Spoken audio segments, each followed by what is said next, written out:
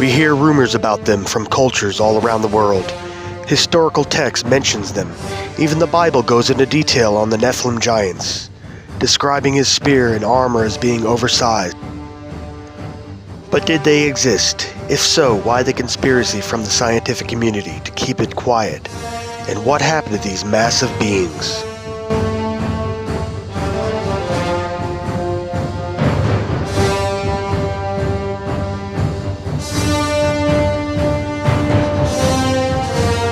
The Bible tells us the Nephilim were revered among mankind. In some form or another, they were most likely worshipped. Testimonies and historical accounts of these beings often describe them as being brutish and evil toward human beings.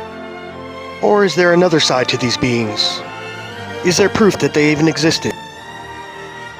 According to scripture in Genesis 6:4, the Nephilim are mentioned just before the Great Flood. It says, "The Nephilim were on the earth in those days, and also afterwards, when the sons of God went into the daughters of humans, and bore them children. These were the heroes of old, the warriors of renown." Given their substantial size, most human mothers died during childbirth. The ones that survived had a C-section.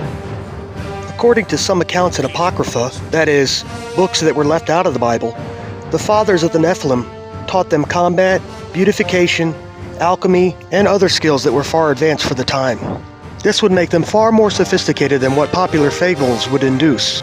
But is there any evidence that support the biblical account of their existence? There is in fact tons of it.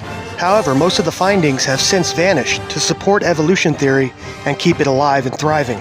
In fact, early pioneers of America would find remains of giants in the mounds of North America. Huge burial sites that would usually contain dozens of skeletons anywhere from 7 feet to 12 feet in height. Thousands of giants' remains were recovered by the Smithsonian Institution. Money would be exchanged to purchase the dig findings. The remains would be loaded on a truck never to be seen again. The Smithsonian Institution did admit to destroying thousands of giant human skeletons in the early 1900s by dumping them in the ocean. This is considered rumor or false information. However, they were the last to be in possession of the giant skeletal and mummified remains.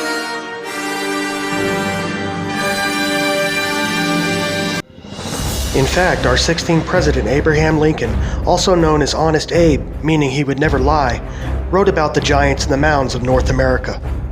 In a letter about Niagara Falls, Abraham Lincoln mentions, "Then as now, Niagara was roaring here. The eyes of that species of extinct giants, whose bones fill the mounds of America, have gazed on Niagara." Serpent mounds were founded in local meadow. Discovery occurred at Ashtabula County in northeastern Ohio, which was once a large area which the Adena people collectively inhabited. Large serpent mounds were founded in local meadows there. Once the serpent mounds were excavated, a skull and jaw that was such a size it was estimated that the actual white giant would have to have been at least 12 feet tall. After further excavations had been completed in the serpent mounds, they discovered another 2,500 to 3,200 skeletons of the Shinauki Winky Whale, the white giants, as the Lenape Indians called them. As for what happened to the remains, it remains a mystery. As far as the excavation done in the mounds of North America, until the truth is exposed, and as long as evolution theory is protected by the elites, we can only speculate the details of history. Thankfully, we do have sources like the Bible that give us details on who the Nephilim people were and where they went. A professional photographer named Gregory Spory met up with a contact who was allegedly part of a grave robber dynasty. They met in a farmhouse about 100 kilometers northeast of Cairo. Gregory paid the man $300 to see the unsold family treasure. The man set a musty-smelling package on the couch. Inside was a brownish-black relic that Greg was allowed to hold. It was a giant mummified finger of a being that stood at least 15 feet tall. The man said that he could not sell the finger because he was concerned for his family. He later disappeared with the finger and was never seen from again. This is not the only witnessed account of giants in Egypt. There is a plethora of ancient artwork and sculptures depicting giants or Nephilim, even building the pyramids.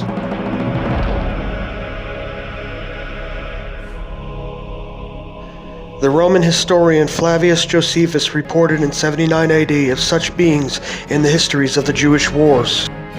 He said there were giants, much larger and different than normal people, horrible to look at, who has not seen with his own eyes, he cannot believe that they have been so enormous."